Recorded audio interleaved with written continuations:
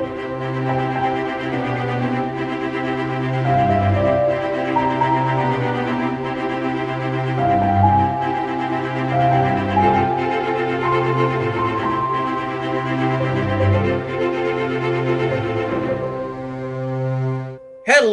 Superboy the Legacy fans. This is your resident Superboy fact checker, Chris Jacobsen. Here with me, as always, is my co-host, the irrepressible Tom Gallagher. Hey, Tom.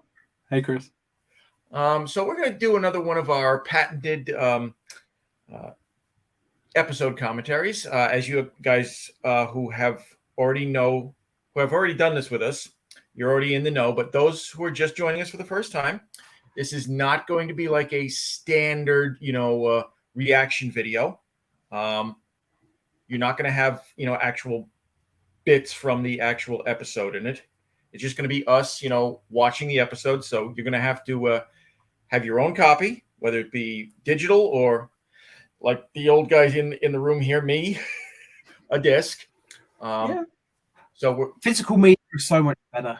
Granted, the show is on Tubi for free in the US at the moment, but I don't think it is anywhere else. So DVD is still the way to go with this show.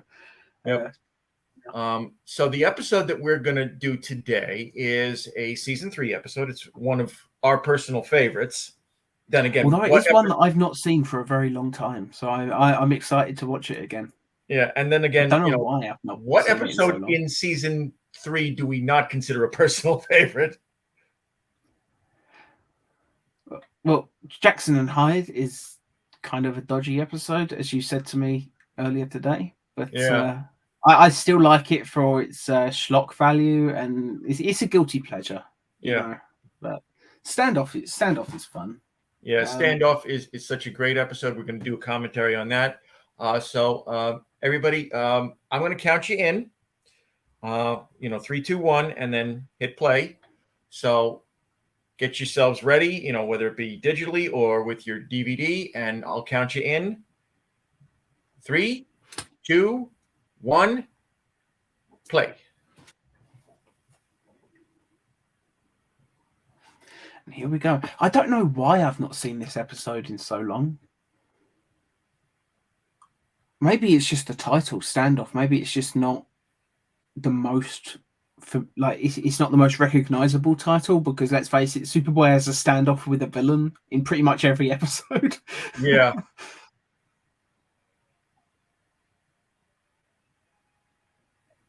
But it's funny, the episode Superboy Rest in Peace as well. I always get that one confused with a completely different episode too. Yeah. And yeah. This is a fun one though. Looking forward to watching it again.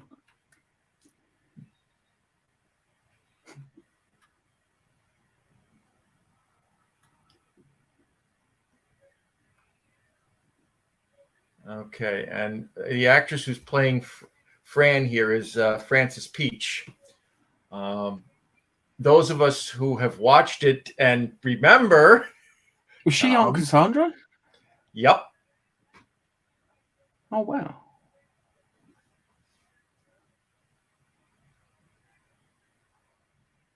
The glasses threw me off for a second. As soon as she said she was in another episode and she popped up on screen again, I was like, wait, that's Aunt Cassandra. Yep.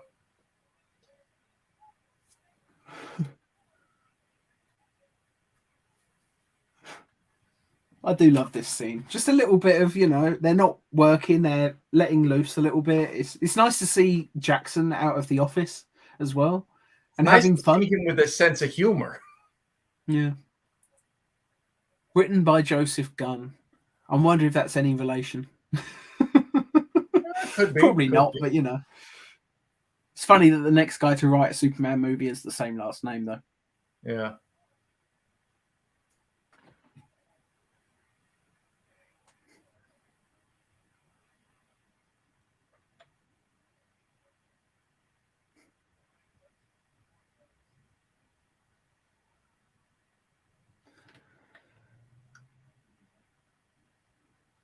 I love how stylish the lighting was in season 3. Like just a strong blue light for no real reason. Like there's a light coming from under the bar. I'm sure that's not normal. seems like a lot of expense, but it gives the whole show just this really cool feel to it.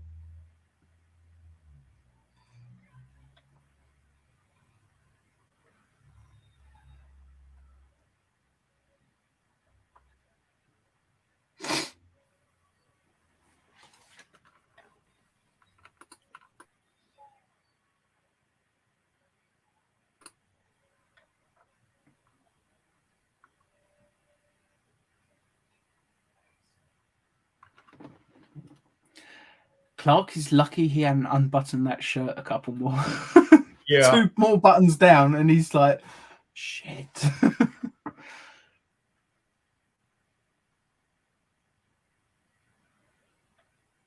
But it is such a simple idea, trap all the main characters in a bar during a robbery and just see what happens. Clark can't change because he's being watched. Just a great concept for an episode, and they pull it off like flawlessly. Maybe I've just noticed though that light, the cause light thing that was in the background, the first one, it was that pure blue. I wonder if that's where the light was supposed to be coming from. Could be. I've got to get me some neon signs for my room. Put them in the background. Maybe I can find like a cool sort of neon Superboy logo or something.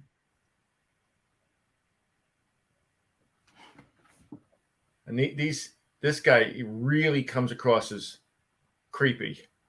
He really does.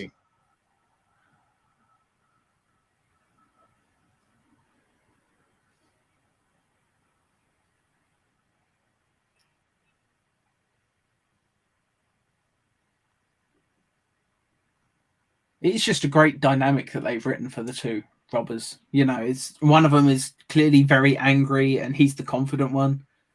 The other one he's nervous, but clearly there's desperation behind the nervousness. Yeah. That is a dangerous combination.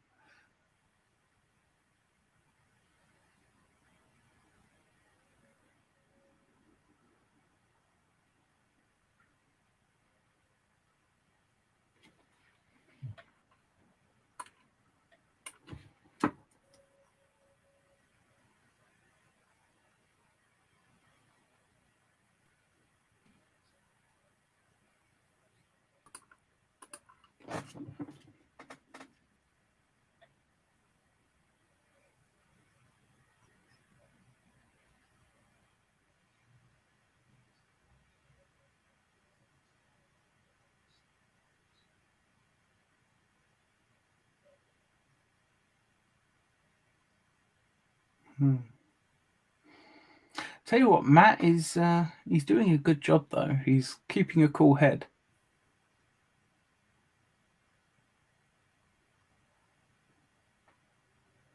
Clark as well. Quick thinking.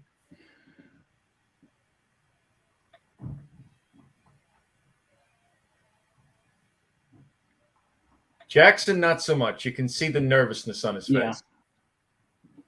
Which is funny because he's been a government agent for a hell of a long time.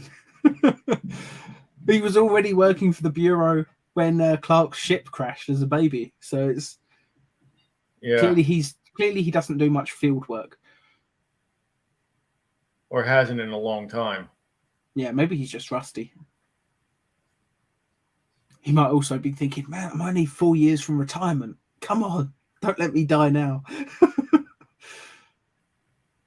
Yeah, it's the whole Danny Glover, Sergeant Murtaugh thing.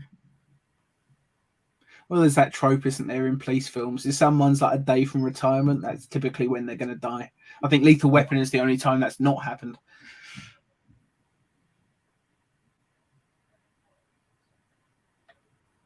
This is the part of the episode that I don't get.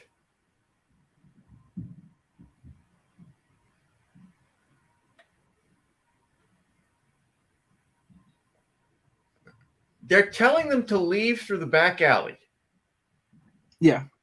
And Clark goes and freezes the door handle as he's about to do.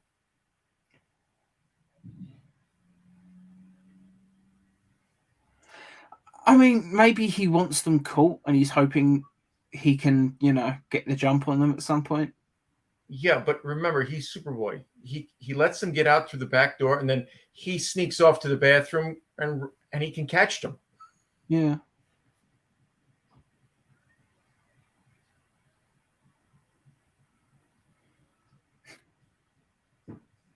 Always fun to watch Clark pretend he's getting hurt.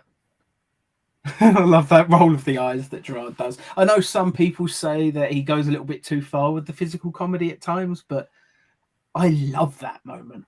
I wouldn't change it. I wouldn't remove that. I know some people find it a little bit corny, but I love it. I will never ask for that. It does show how great of an actor he was, as far as playing the "here we go again." And it's cool because season 2 he would have gone so much further with that stuff. Like, you can tell just how much more comfortable he is in playing Clark now, that when he has those little comedic moments, he doesn't feel the need to project them, like he doesn't feel the need to make it huge. Yeah, he doesn't he can go subtle. Yeah, he never goes Urkel.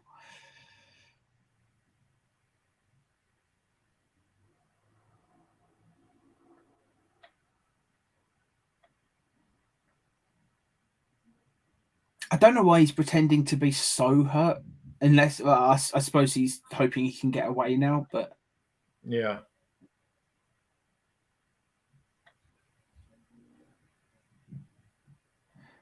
see, it's cool that one of the robbers is clearly a slightly better person than the other. He's actually offering to help because he was a medic in the army, Yeah.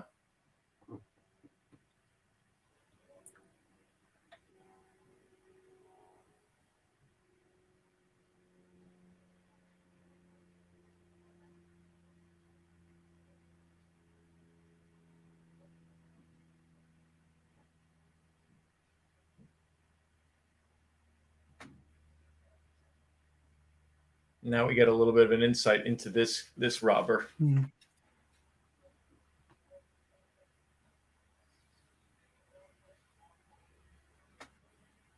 Yeah, and now we see how he finds himself in that mess, and you see that he is actually a good person, and clearly the system failed him.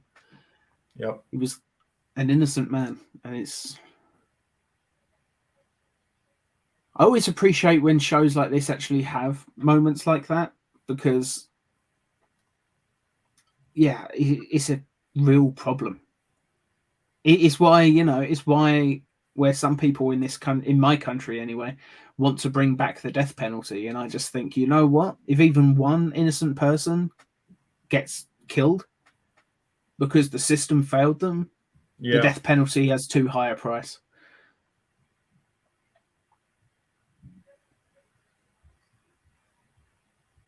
I realize it costs a lot of money just to keep people in prison for life, but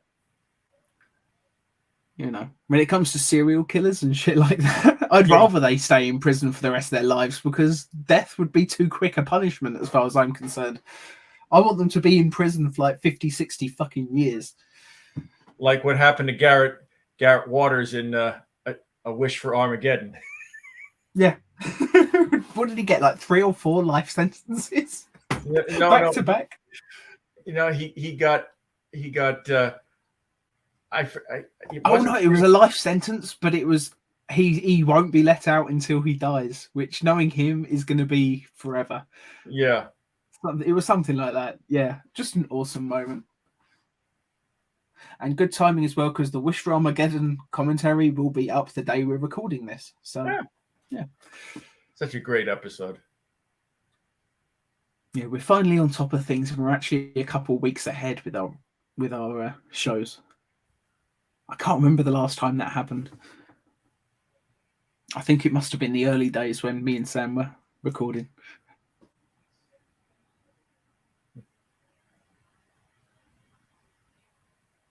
And now we see how Clark's getting tough, something we don't see often enough. Yeah, but we also get to see how sleazy this guy really is. Oh, yeah.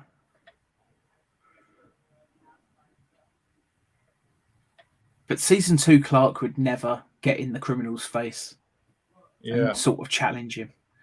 Season 1, Clark probably would have. Yeah. Oh, Definitely. I mean, let's face it, season 1, Clark, like, he put on a disguise and went to a biker bar, and he wore the mullet and the beard, and it's not a great episode, but I love that I love the concept behind it.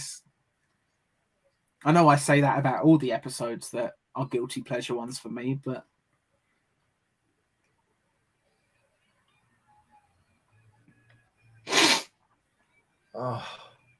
it really looked like Matt got shot then.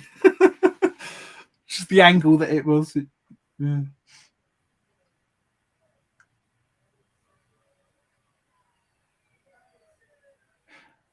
Well, we know that they use the universal backlot.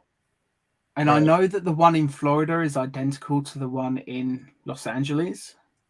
But that bar from the outside, I swear it looks like the bar from How I Met Your Mother. I wonder if it's technically the same set, even though they were recorded in completely different places.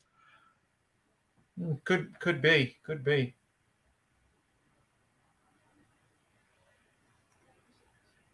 Because I do see this street set all the time in shows.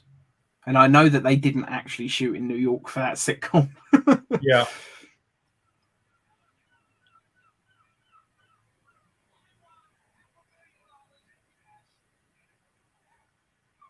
$500,000? How long is that going to last you, man? I mean, in 1991, probably would last quite well. I would have gone for the cool million. Yeah. Yeah, nice round number. I don't know.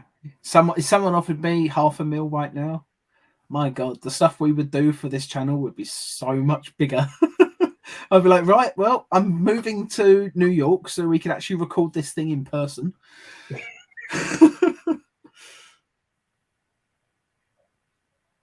Well, if I know you, Tom, first thing you'd do is you'd buy a bunch of stuff you have waiting on eBay.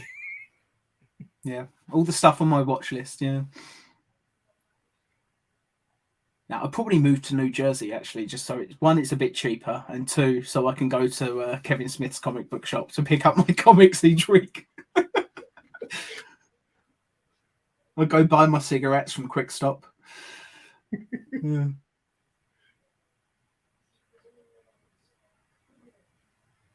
I tell you what, though, they really did cast the criminals well. They're both playing their roles to perfection. Yeah, and you notice that now with the whole thing that the cops are outside, there's a switch in the way they're acting. The confident one is getting more and more nervous, and the nervous one is getting more and more calm. Yeah, but he was just sitting at the bar then, smoking a cigarette. You know, he's granted. You know, I know I'm among them.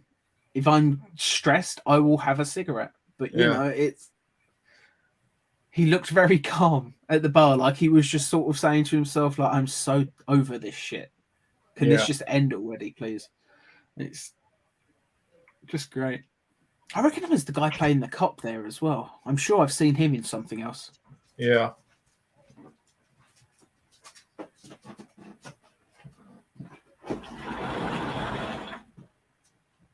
Go. Drop the ball. Yeah, even the cops are doing a good job. This episode, I don't know. I don't know offhand who the casting director was on the show during the third and fourth seasons, but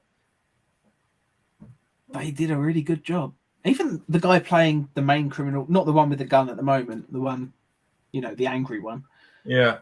Like, I don't know if he's sort of got one eye, doesn't open as far as the other, and I wonder if that was an intentional thing on the part of the actor, or if that's actually a thing that he's got. But it really does add to the character. It makes him look slightly more angry all the time. Yep.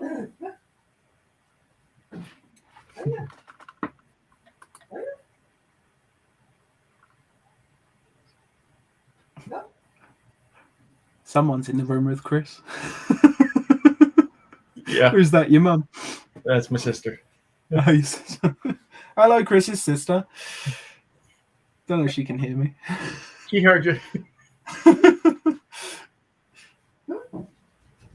She's running Remy out. Yeah, I can hear the dog.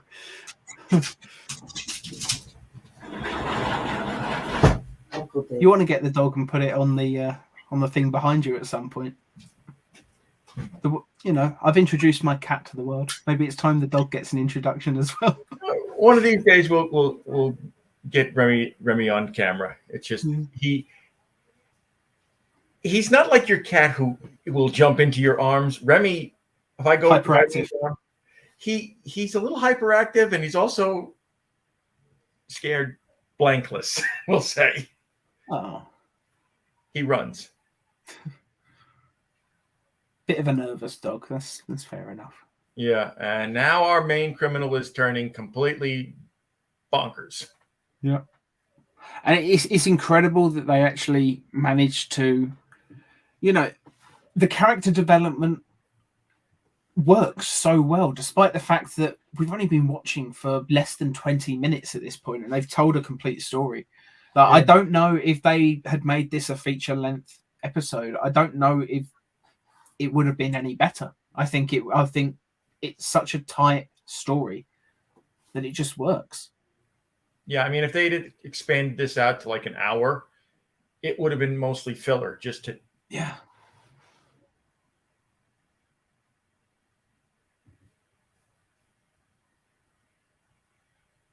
The only thing I could have done to turn this into a two-parter if I was writing it I would have had the criminals get away briefly, but take Clark hostage, and suddenly he's on the run in a car driving down, like stuck in the back of a car with the criminals, and trying to work out a way to stop them without them. Yeah.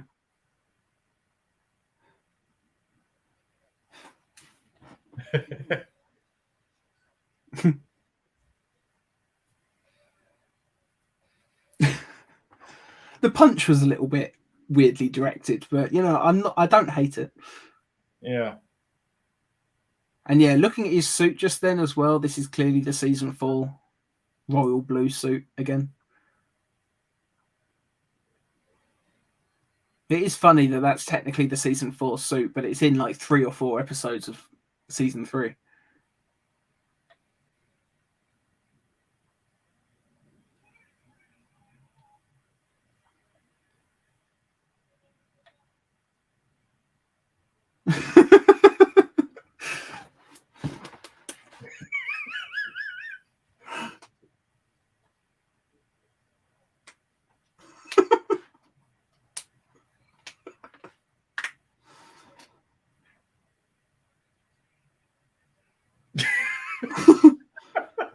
Oh, I love that. And Lana heard him saying that as well.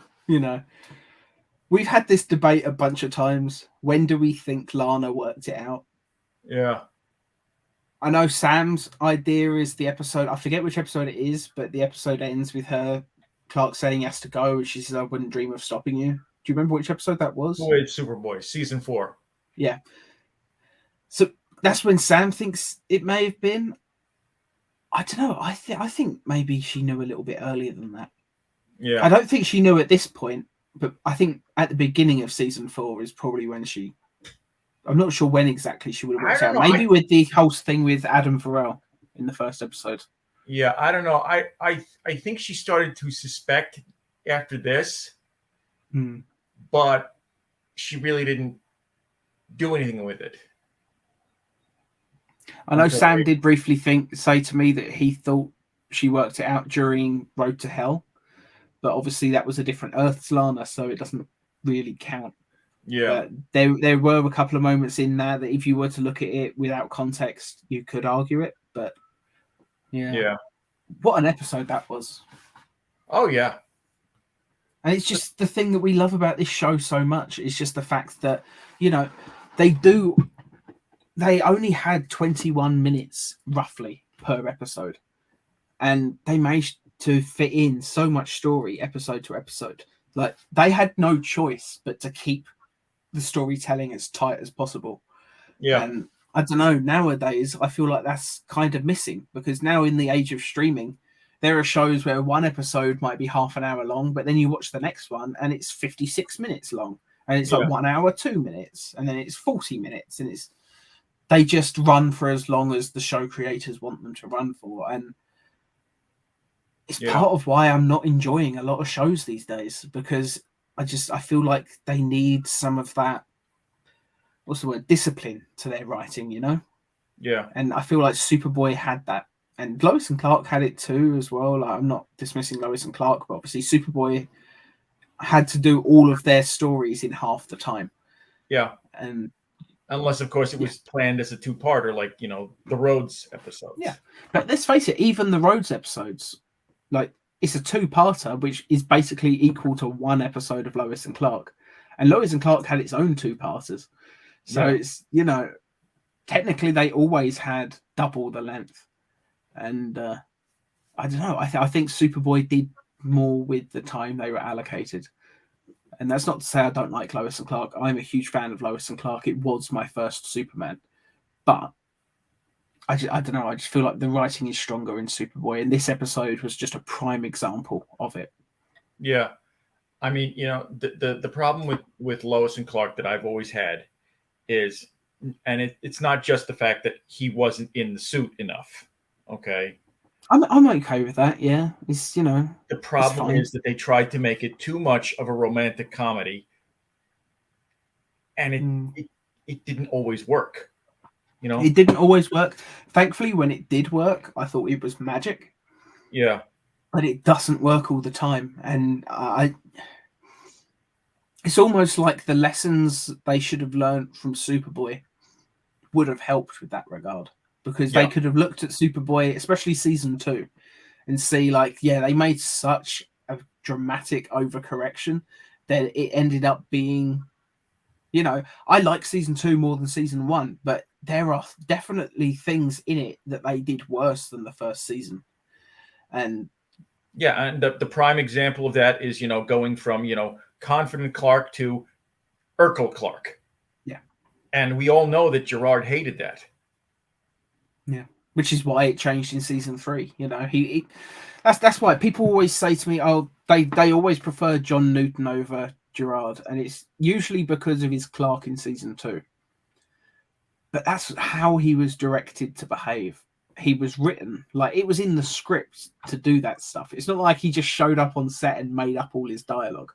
Yeah. You know, he did what the producers and the directors wanted him to do. So at no point is that his fault. But yeah, all I think is with Lois and Clark, when they were doing the romantic comedy stuff, if they looked at season 2 of Superboy and saw, like, yeah, these are the mistakes that the previous show made, maybe we should just try to avoid making those same mistakes. Yeah. Because the romantic comedy stuff, you can take a similar lesson from it, can't you? It's, I don't know, sometimes I just think the comedy in Lois and Clark just didn't work. You know, there are certain moments where it absolutely worked. I mean, there was that episode, season 1 episode, of course. Season 1 is the best season. I know I've said it 1,000 times, but it is. It's just the best season. It's the episode when they come across those federal agents who are trying to track down Superman. Yeah. And is that the one where they go to Smallville? No, it's the previous one. That was the second time we ran into those guys, wasn't it? Yeah, but it's, you know, Lois has had her phone turned off. She comes back to her apartment. Lucy is there, her sister. And Lucy says to her, Lois, there's an angry Southern man on the phone. He says, turn on your phone or you're fired. That's funny. Yeah. Yeah. So, like I say, as I said before, the comedy didn't always work. But when it did, it was magic. Yeah. And I mean, one of your favorites. I guess you can say that with any show, you know. Any show is going to have. We were talking about this a couple of weeks ago. The incident with the crocodile dressed up as Superman in the sewer. Was it? I thought it was a Godzilla. I thought it was like a Godzilla toy with a Superman T-shirt on. It was something like that. But yeah, or a dinosaur, something like that. Yeah, that was comedy that worked. Yeah. Because it played into what Lois was looking for. Yeah. Oh man, I might have to just stick on Lois and Clark and watch a few episodes later. Yeah.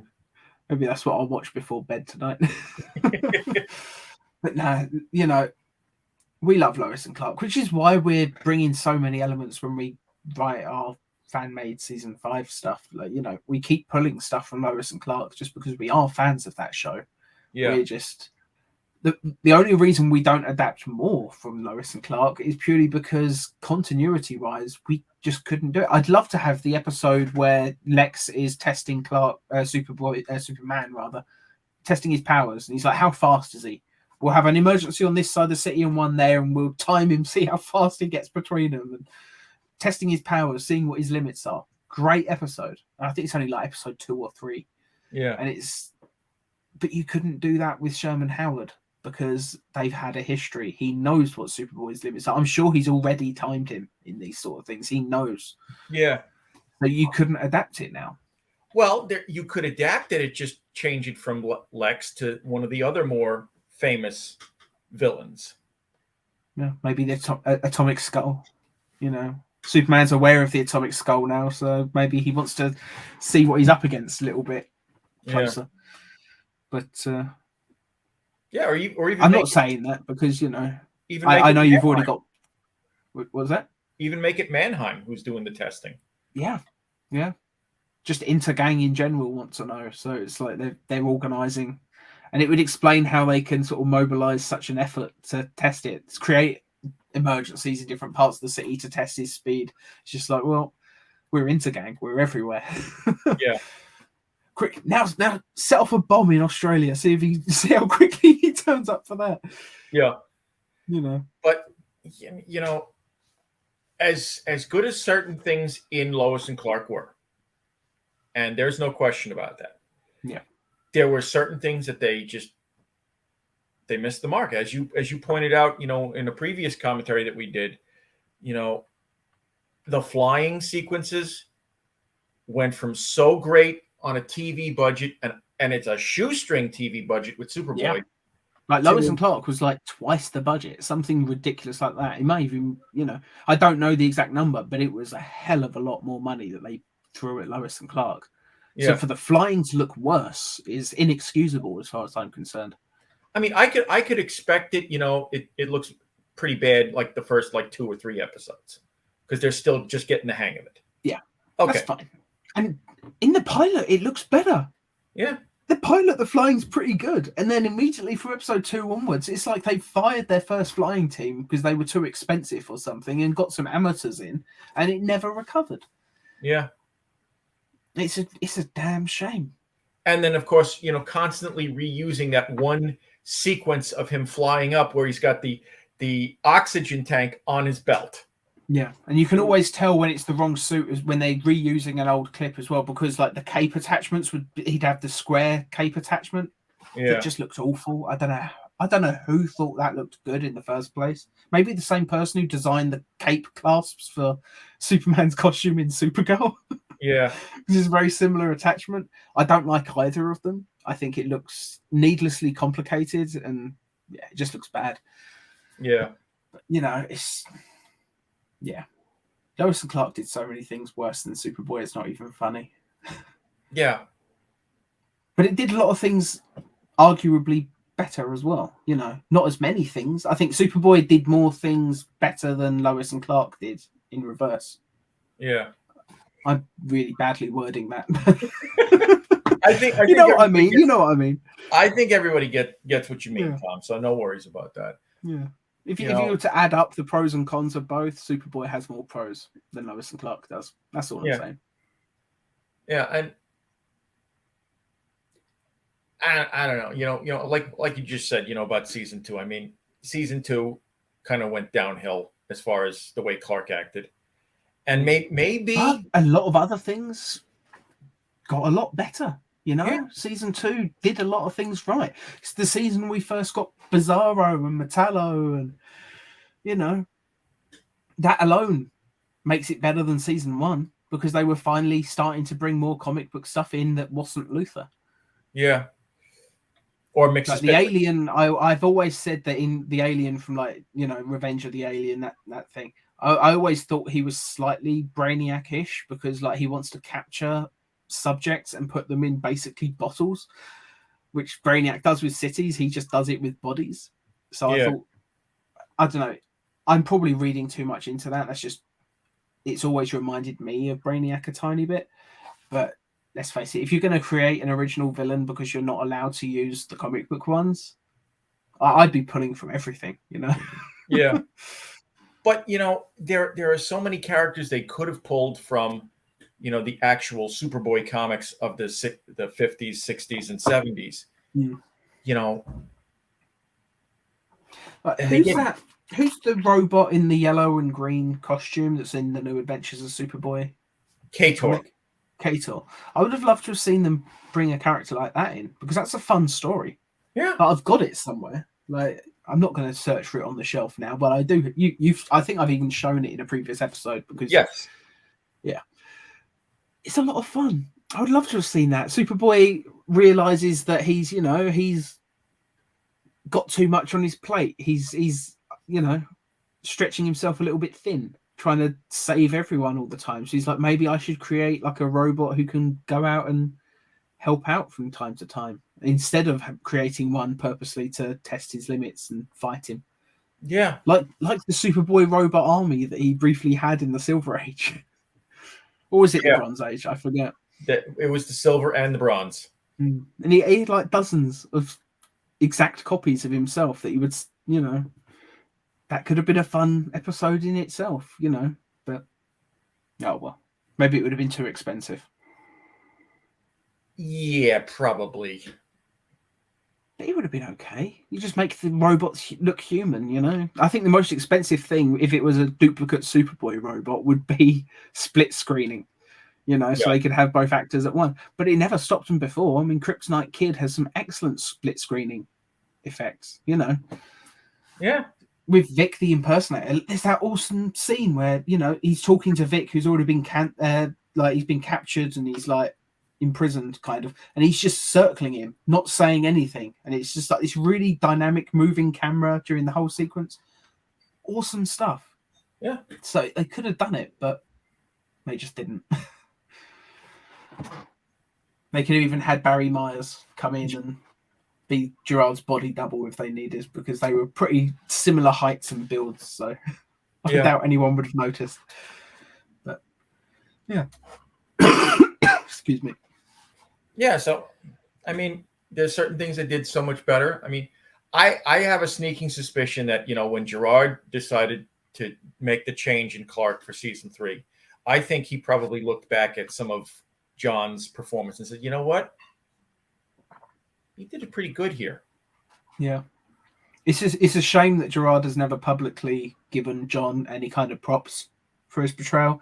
Every time I've seen him being interviewed and he's been asked about John, he's always like, well, the guy was fired because he sucked. Why would I go back and watch that? And I never really liked that. I always thought it was a bit dismissive. Like, he wasn't fired because he was bad. He was fired because of bad press. Yeah. He made a mistake. He did something stupid.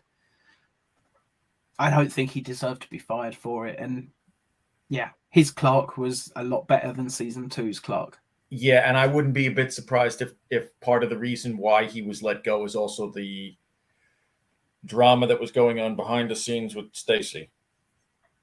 I mean, just because they were dating, I mean, that's... Yeah. I don't see that was necessarily a problem. Maybe when we eventually have Stacy on the show, we can ask her a little bit about that stuff. Yeah. But I don't know. I think it would have been okay. Maybe they broke up and they were just like, it's going to be awkward filming next season. And maybe the producers liked Stacy more than they liked John. So they were like, if we're going to get rid of one of them, it's a shame it's the title role, but John did just have this whole thing where he was drag racing on his friend's property. And yeah, it wasn't a DUI, that's an urban legend. We're just saying it now in case anyone hasn't heard us mention it before. It was not a DUI. He was on his friend's private property doing a bit of drag racing, basically. And, he wasn't even charged.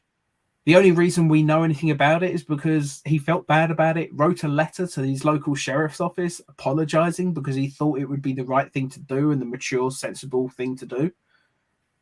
Just to show that, despite the fact that he wasn't charged, just to show that he'd learnt his lesson. And someone at the sheriff's office leaked that letter to a local newspaper. And yeah, pretty soon it was all over the tabloids and stuff. And yeah, it just sucks. It just really sucks. Yeah. But I do still think Gerard was the better actor. I'm sorry. I think he is just better in the part. But that's that's just my opinion. I realise there are people out there that prefer John, and I'm not putting John down at all because you know what? It's really, really close. Yeah. I love John's performance. I just prefer Gerard's. That's all it really comes down to. Yeah. I still would have liked to have seen what season 2 would have been like if John had stayed. Yeah, but it would have been better just because he would have been playing Clark the same way, presumably. Unless the Salkinds were like, okay, you're back, but you're going to have to completely change how you play this character now. Yeah.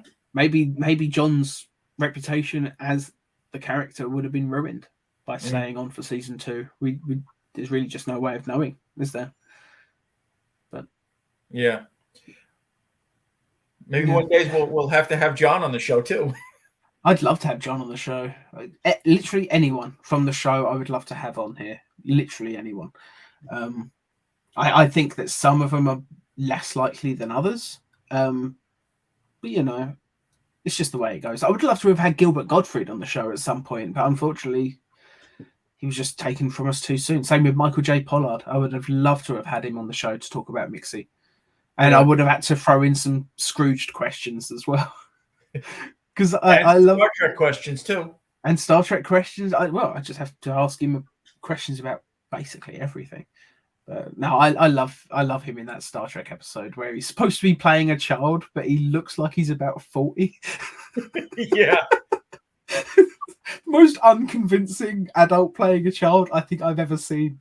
I think because he got away with it for so long that he just took it a little bit further because he was a man of shorter stature, he had a very boyish face, so he got away with playing a child a hell of a lot longer than I think most people would. I just feel like maybe the casting director at a certain point just said, "This is getting a little bit silly now, Michael. I think you should start playing adults. Maybe grow a beard or a mustache or something. That would help, Yeah. I bet he would have rocked a beard, Well, maybe I'll have to Photoshop that one day. Yeah. I'll put him on one of those, the filters that you can get on like Instagram and Snapchat. Just put a beard filter over Michael J. Pollard just to see if he would have rocked it. Like I think he would. But speaking of Instagram, and I know it's going off topic a little bit. There's this guy I found who does imitations of celebrities, and he does a fantastic Gilbert Gottfried. Wow. If we ever do another Toy Man episode, we might want to think about reaching out to him to do his voice. Yeah, I mean, the only thing I can see going against us for that would be purely the fact that we're a no-budget show. Yeah.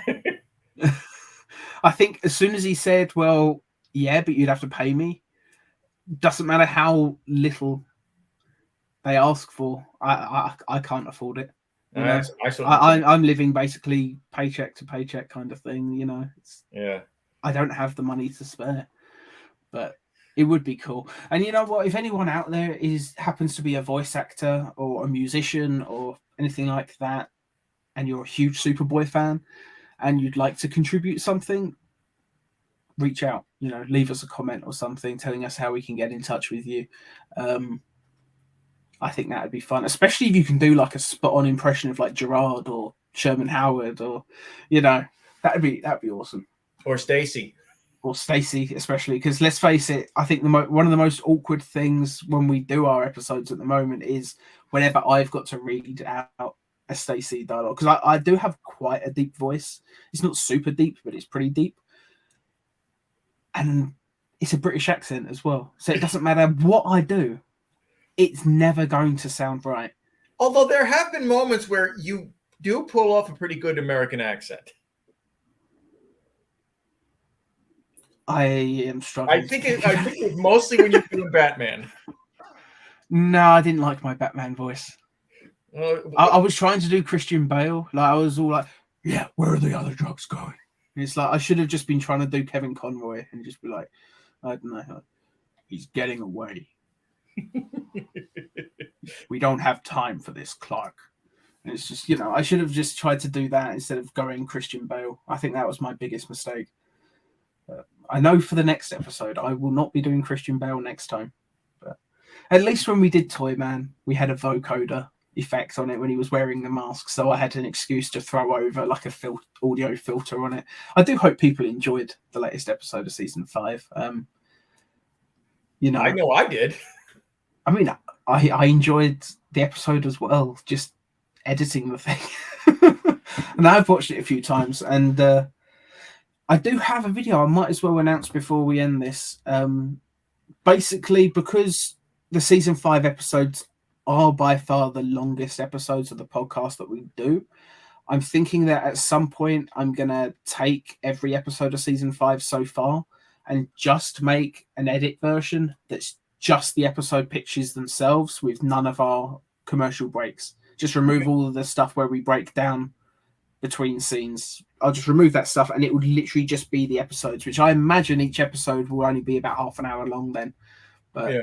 I just thought because we've had people reach out and say, like, I love the idea of season 5, like, and I'm just like, I really hope you'll enjoy it. Let us know when you're caught up and stuff. Love to hear your thoughts. And I don't hear from them again.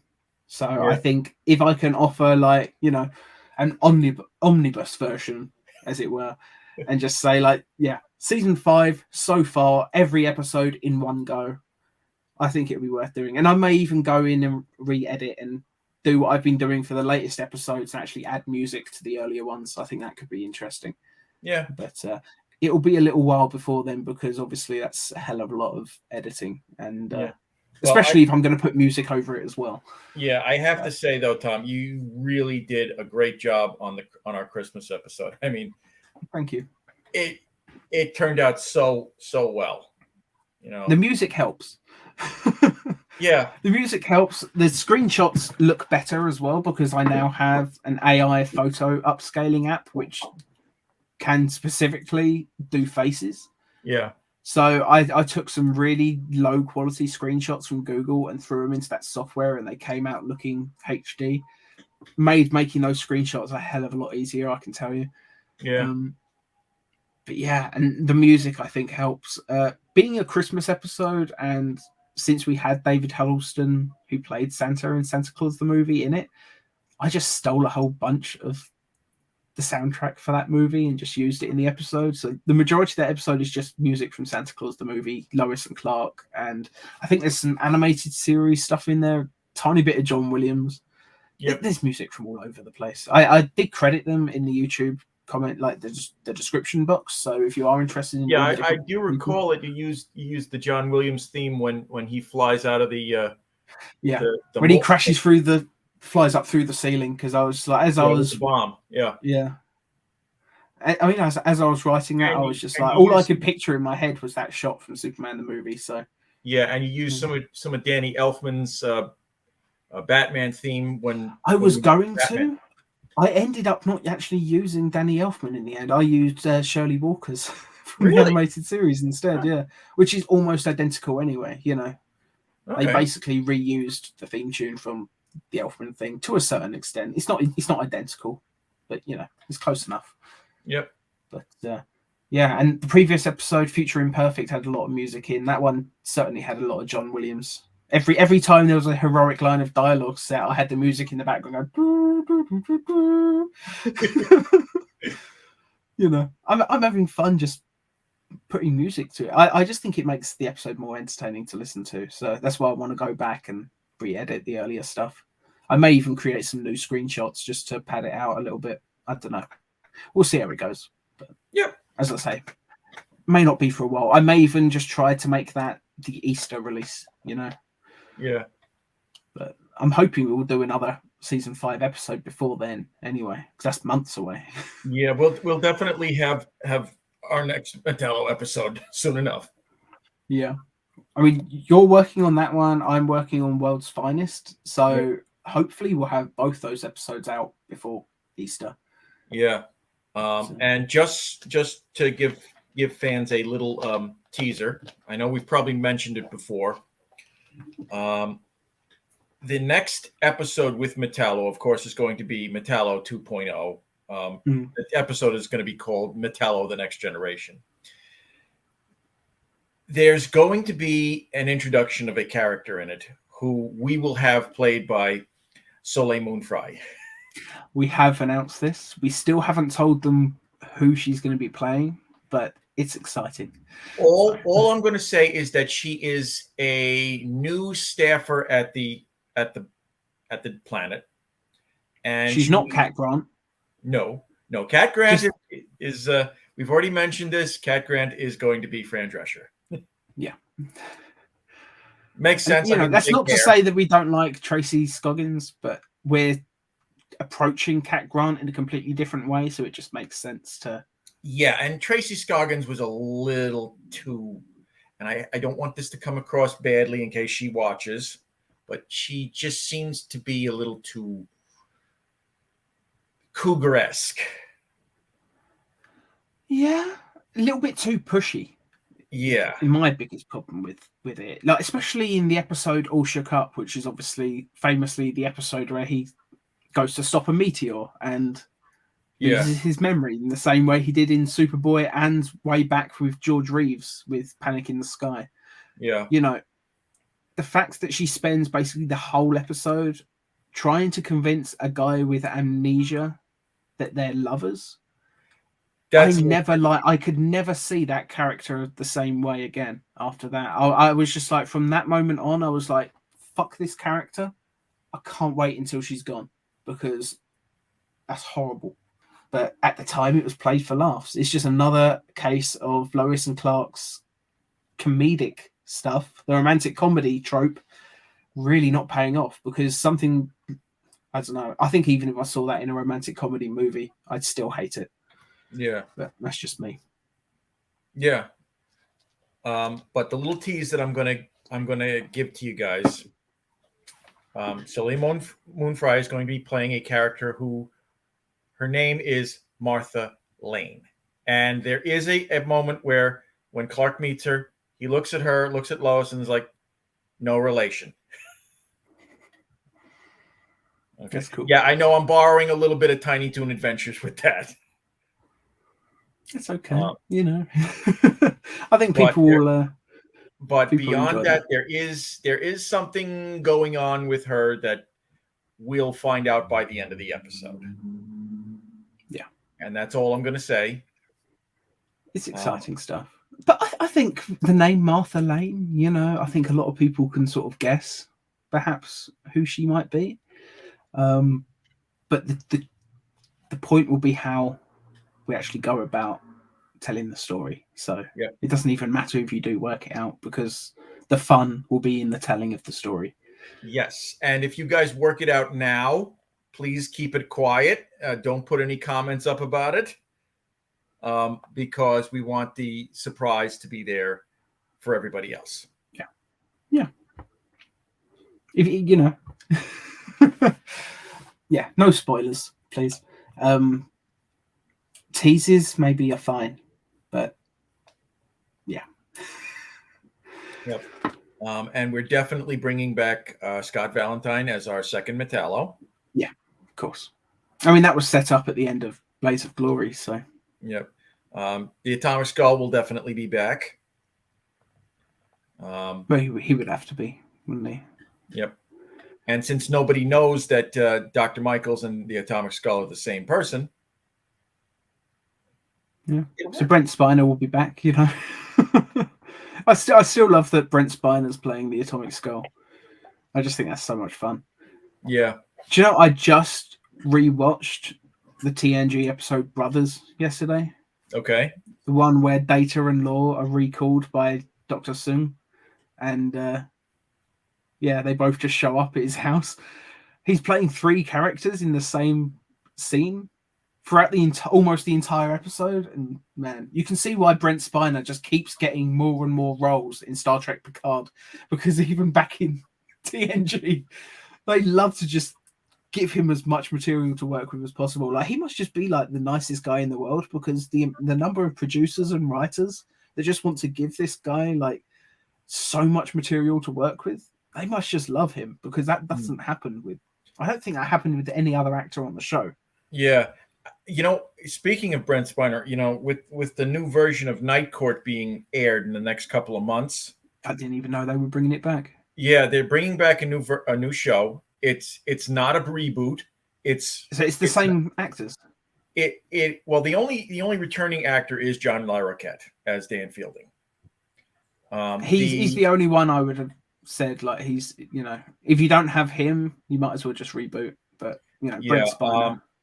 But Brent Spiner was notorious for playing a character called Bob Wheeler on the show, who kept being brought before Judge Stone, and he was supposedly from West Virginia, so he's a real redneck.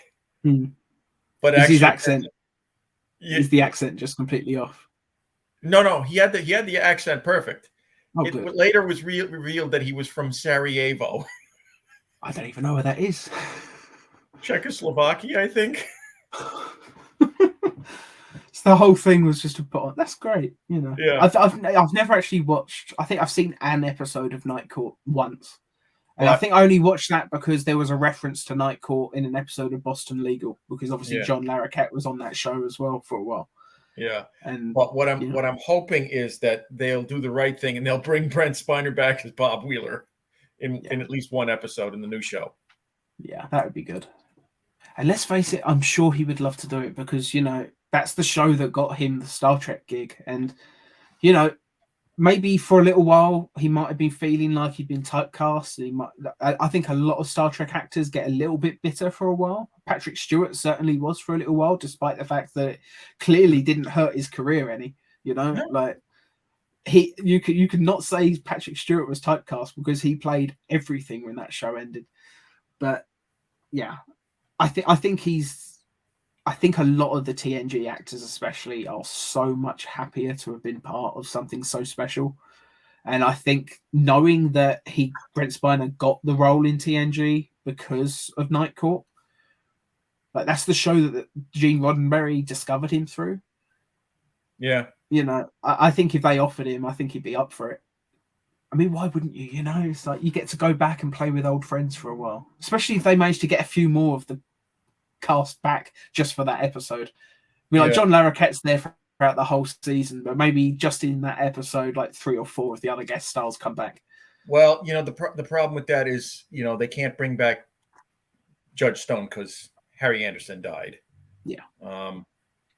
Marsha Warfield is pretty much retired from acting.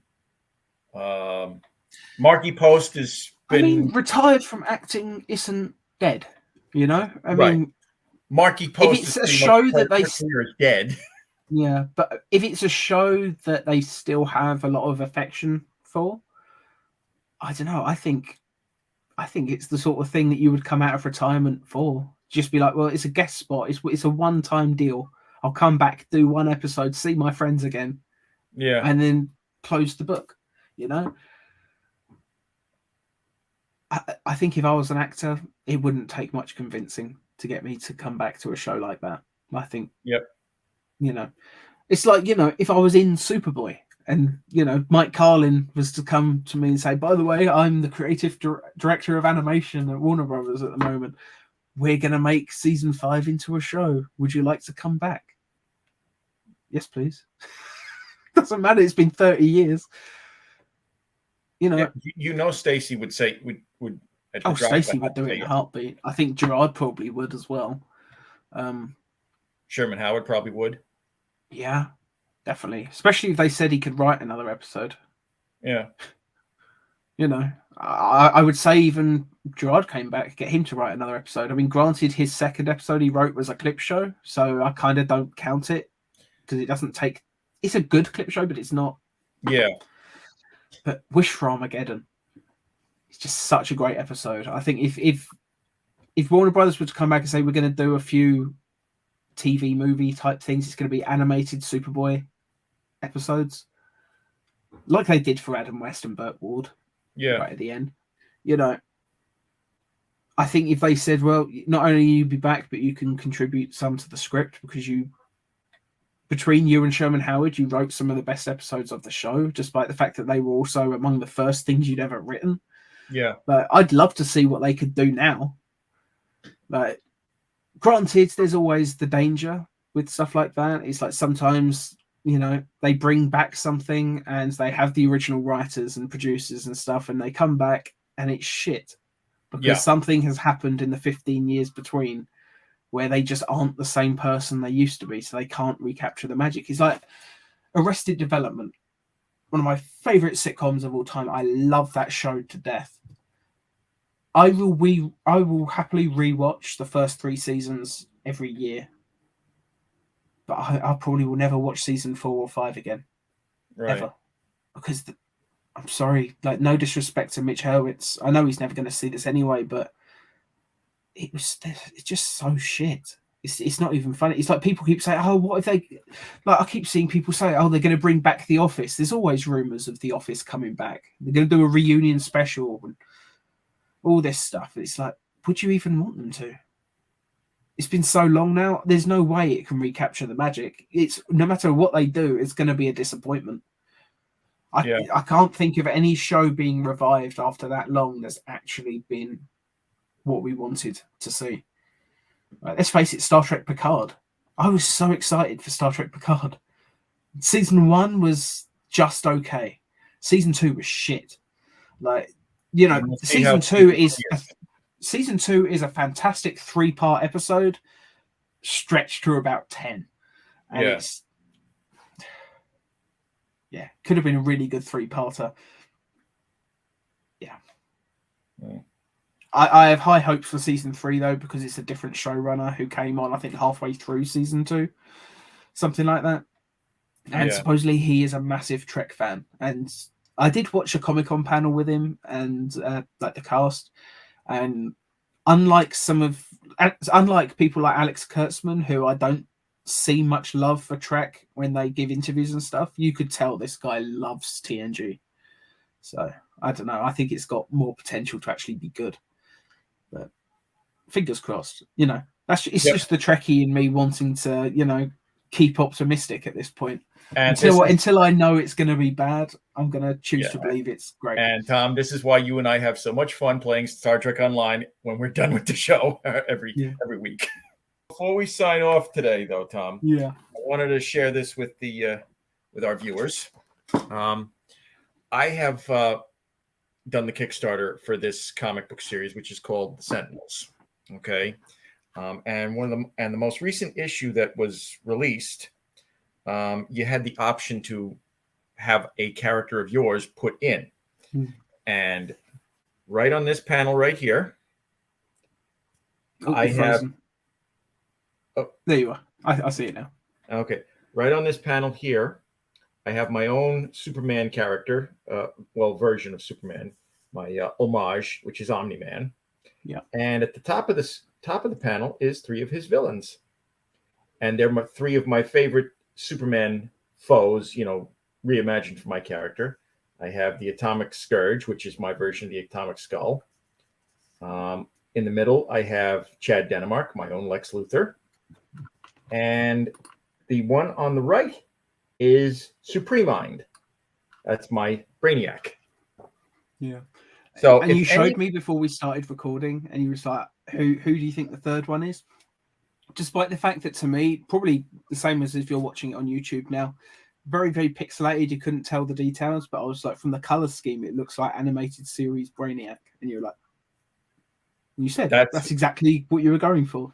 Yep. So even when it was pixelated and blurry, I could still tell where the influence came from, which is great. So if any of you guys are interested in, picking it up, go on to Indie Planet and order Sentinel's 8th issue.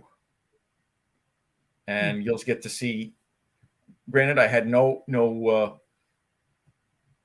hand in writing what was going on in the issue or that panel, but it's my character. And he's been in print. And Tom and I were discussing this, and he said to me, "Well, why don't you bring Omni-Man into a season 5 episode? Bring them all in, This whole season 5 has a lot of dimensional stuff, like parallel universe story. There's a lot of time travel in it. It's very much a unit. The season is very much focused on that. Season 6 will be something completely different, but this is sort of the ongoing through line for season 5. So the idea of visiting a parallel Earth where instead of Superman, it's Omni-Man, and instead of Atomic Skull, it's Atomic Scourge, and all that stuff. I think it'd be a fun episode, you know? And maybe Omni-Man can even show up in the season 5 finale to help fight Brainiac. Yep. We shall see. The whole thing is, figuring out which, actor from that time period would have been perfect for him. Well, he's supposed to be Superman, so maybe Gerard can just play both or something. I don't know. I don't know. And I've already used Tom Selleck. Yeah. Which, granted, is a bit of a strange choice to play Superman, but, if you're going to have that version of Superman from Whatever Happens to Man of Tomorrow, I think Tom Selleck was a pretty obvious choice because he looks just like that version of the character. Yeah. Even today, I think he still could play an aged Superman quite well if he shaved the mustache. Yeah. Heck, even if he just did a voice for an animated project, it would be fine. Yeah. I'd love to see it. Yeah. Definitely. I was thinking about something though. In DC's, the Bronze Age, they had the character of Dr. Jeanette Clyburn, who was essentially, based off of Jeanette Kahn. I recognize the name, but I can't place who she is. Yeah, Clyburn was actually the replacement of Dr. Michaels at Star Labs. Right. And I was thinking that maybe, when we get around to it, once Michaels is, outed to the public that he is the Atomic Skull, that we bring her in. And I was thinking that there's 2 choices that we could possibly use. Well, actually 3. 3 choices we could use for her as an actress. One is Sigourney Weaver. Yeah. Okay. And you know what? In 1993, I mean, I wouldn't say that her career ever, went wrong. She was always very popular. But I don't know, I feel like in 1993, considering the Alien sequels and Ghostbusters 2 kind of sucked. Yeah. Obviously not. I'm talking Alien 3 onwards. Don't anybody get mad that I'm calling Aliens bad. Like, I'm not. But, so, I think she would have done a TV show if the script was good enough. Yeah. She's one choice. The other is actress Veronica Cartwright, who played Lambert in the first Alien film. Right. I mean, that could be interesting too. And she also was big on the X-Files, around the same time period. And then the third, maybe go for her and save Sigourney Weaver for something bigger. Then there's like a villain role. Like, she doesn't play villains very often. Yeah. The third choice that I have, and I think you'll laugh when I say this, Carrie Fisher. Let's go with Carrie Fisher. I think she'd be great. I can see Carrie Fisher as the leader of Star Labs. Definitely. Okay. I think that'd be great. And she could even, we can throw in some Easter eggs. Like, Star Labs are developing new technologies, and you could just see, displayed on the back wall, just all the new technologies they're working on, all the prototypes, and there's just one lightsaber just on the wall. Yep. So I think we've got our Dr. Clyburn, although I do want to use Veronica Cartwright for something. Yeah, we'll find something for her. Maybe she can be one of the Amazonians, Yeah. And then the other thing is, and this goes back to me watching A Christmas Story on Christmas and watching Kolchak, the Night Stalker on NBC. We should use Darren McGavin for one of the JSA. Remind me who Darren McGavin actually is. Is he the kid from Christmas Story? No, he's the father. He's the old man. I've never seen it, so yeah. No, Darren McGavin is the father. and I think we should use him as one of the JSA, because at that time, the 90s, he was older. I just Googled him, and I do vaguely recognize him, but yeah, I don't know where from necessarily. Yeah. But and I'm not sure which of the JSA he should be. I mean, if we want to go the use Kolchak as our the basis of the personality, who could we use him as? I know, Mr. Terrific. Yeah, fine. The original Mr. Terrific, Terry Sloan. Yeah, just bear in mind you're the one who's going to have to write this. I have no problem doing it. I have no problem doing it. If it was a Jay Garrick-centric episode, maybe I could write it because I've read just enough Jay Garrick to make it work. Yeah. But, yeah, the Golden Age is a huge missing spot in my comic knowledge because it's just too expensive for me to collect that stuff. Silver Age comics I can buy for next to nothing, especially if I'm not worried about, the quality of the paper. Like most of my Silver Age comics are all ripped. Like I think even one, like the entire top corner is missing. It's just completely being ripped off. God knows how long ago. But I buy them to read. I don't buy them to sell on at a later date. So I don't care how bad quality they are. Silver Age, as long as the pages are completely intact. As long as the pages are intact, it's fine. Yeah. Yeah. But, yeah. Besides, we already chose our Jay Garrick, and that's Robert Stack. Yeah. It's just Silver Age. You can get Silver Age cheap. Golden Age, no chance. It doesn't matter how shit the quality of a Golden Age comic is. You're pretty much guaranteed to spend out a fair amount for it. Yeah. And that's why there's so much missing from and it's not reprinted nearly enough. Like I've got the first 2 volumes of both the Batman Chronicles and the Superman Chronicles, which is like all their original stories in order. Yeah. Great books. Really, really a lot of fun. But again, they're quite expensive. And I'm not being funny, like, no disrespect to the people at DC, but the quality of paper, like they're good books, and it's the printing quality is decent enough, but you can tell feeling the paper, it's not the glossy type paper that they use for comics these days. So I'm fully expecting these books to get ruined. Not even the good quality paper that they were using on the archive editions, which it's clearly just a super low budget book. Yeah. And it's a shame because it's the only way to read half this stuff. Apart from the other compilation books, like I've got like the greatest Superman stories ever told, volumes 1 and 2. And I have an earlier edition from the 80s, which is instead of the greatest Superman stories ever told, I think it's Superman, the greatest stories ever told. Or maybe I've got them in the I think you got them. You got them reversed. Yeah, I think I got them reversed there. Yeah, the greatest. Some of the stories are the same, but it's basically the only way. Yeah. So unless it's one of the best stories from that era, I've probably not read it. Yeah, the greatest Superman stories ever told, the one from the 80s. I got that when I was in the hospital when I was 12 years old, for the diabetes, and that was my actual first introduction to that one. Yep, that was my first introduction to the infamous Bizarro story from Superboy. Yep. That's how I appreciated it so much myself. Yep. First time I read it, and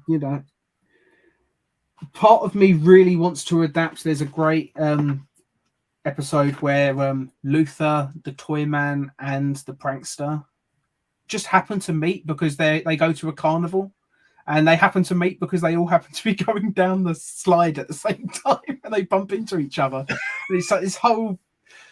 Just a ludicrous start to the story, but then it's so much fun when you just see them team up to take on Superman, and it's just a really fun story. And I don't know, part of me wants to adapt it. For our season 5 version of the Prankster, Tim Curry. Right. He's not going to be egg-shaped anymore, but he's still going to be in the classic prankster suit, the green suit with the giant bow tie. It looks, he looks identical to. In terms of costume, he's wearing exactly what the comic book version wore, which I think is fun. It's always nice to be able to do that sort of thing. Are we still going to have the pork pie hat? He maybe just for certain scenes, perhaps. Okay. Like we could write in a funny joke where he's about to leave and he sees that it's like pissing down with rain out there, so he puts on his tiny little hat and walks out. I'll be all right now. It's like, yeah, that's going to do nothing.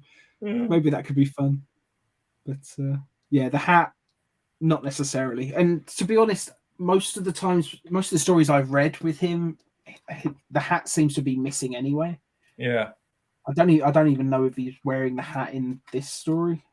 I can find out though. Because I think it's in this one, unless it's in the other greatest Superman stories ever told.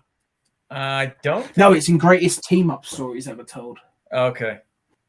Which I do have as well.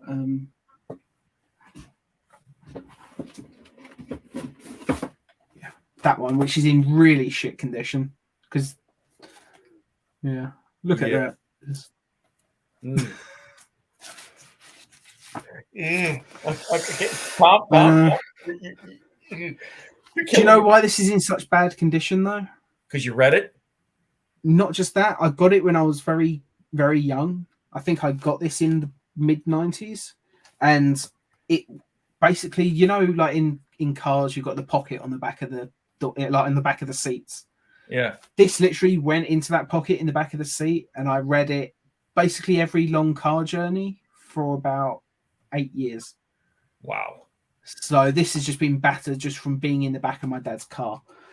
But yeah, we'll have to get you a newer one. I'm not overly worried, to be honest, because all the pages are still 100% readable. Yep. But the prankster does wear his hat in this. He's also wearing his orange suit in this. I'm going with the green version that he sometimes wears. But yeah. Anyway, let's wrap this up. Thank you all so much for watching. Sorry about the long tangent at the end there. It sort of turned into a regular episode of the podcast for a little while. Do hope you enjoyed it. Even Indeed. so. You know, anybody that did switch off because they were just here for the commentary, that's absolutely fine. We don't mind. Anyway, thank you all so much for watching. Be sure to tune in again next time, and we will see you then. Don't forget, like, share, subscribe. Yep. Thank you very much. Do that. Same super time, same super channel, folks. Indeed. Up and away.